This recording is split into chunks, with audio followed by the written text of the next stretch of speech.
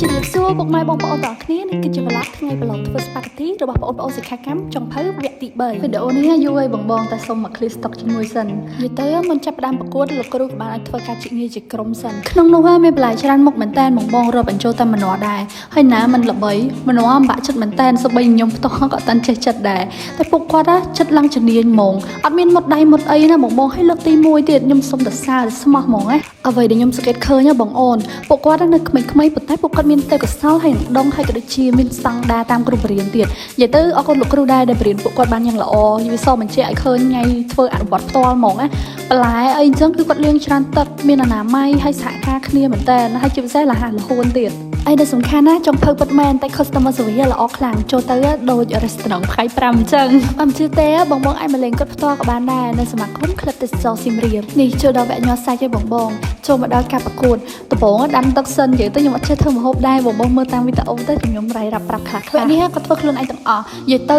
នារីសម័យនេះធ្វើអីក៏បានដែរលឹកយ៉ាដៃមួយទៀតបងហើយប្រកួតនេះតែ15នាទីបងរំបញ្ចូលទាំងពេលរៀបចំយកបន្លែយកអីទៀតខ្ញុំញ័រនឹងធំមែនតែខ្លាចគាត់យកអត់គ្រប់តែមានអីអូនគាត់លះលហួនដែរគាត់ភ័យពេលហ្នឹងដៃគាត់ឡើងញ័រហ្មងតែលោកគ្រូនិយាយថាហ្នឹងគឺជាការលើកដំពួកគាត់ពូចូលប្រឡូកការងារមែនតើណាគឺសម្ពាធជាងនឹងទៀតឡើយនិយាយនឹងផ្សេងភ្លេចប្រាប់ថាដល់ណាឥឡូវដល់វគ្គស្ងោរស្ប៉ាហ្គាទីហ្មងឃើញគាត់ដាក់បៃប៉ោះចូលមួយហើយមានដាក់អំបិលដាក់បើតាមចាំដូចជាដាក់ប្រេងអូលីវចូលទៀតឥឡូវដល់វគ្គឆាឲ្យបងអានេះខ្ញុំដាក់រៀងញាំបន្តិចដើម្បីកុំឲ្យស៊ីនាទីហើយទៅគាត់លីងខ្ទឹមសឲ្យឈ្ងុយសិនហើយបណ្ដាក់បន្លែចូលបងបន្លែច្រោះពណ៌ស្អាតមែនតើមានតាំងពីពេញប៉ោះមានតាំងពីម្ទេសផ្លោកមានខ្ទឹមបារាំងហើយជាពិសេសមានម្នាស់បងអញមើលតាមវីដេអូនេះបាននិយាយទៅឆាបន្លែស្ពបហើយថែមទឹកថែមគ្រឿងអីទាំងនឹងឯងតែខ្ញុំចាំអត់បានទេបងអូនចង់ដឹងtrongវីដេអូក្រោយខ្ញុំចេញវីដេអូ recipe spaghetti Hawaii ឲ្យតែឥឡូវមើលអូនគាត់ធ្វើសិនទៅបងហើយសូមបញ្ជាក់ដែរបងគាត់ធ្វើលើកទី1ឯងអញ្ចឹងបើសិនជាអ្នកជំនាញអាជីពអីគាត់ឃើញមានការខុសត្រង់ណាអី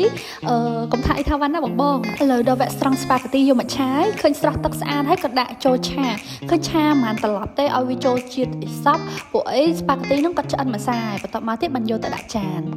នេះបងនេះលទ្ធផលចុងក្រោយមិនដែររេតម៉ានលើម៉ានព្រោះគ្រាន់ឃើញចានកូនសិស្សហើយខ្ញុំឲ្យខ្ជិបហ្មងហើយឲ្យមេដៃមួយទៀតនឹងផ្ដាំថាជួបគ្នានៅវីដេអូក្រោយអរគុណច្រើន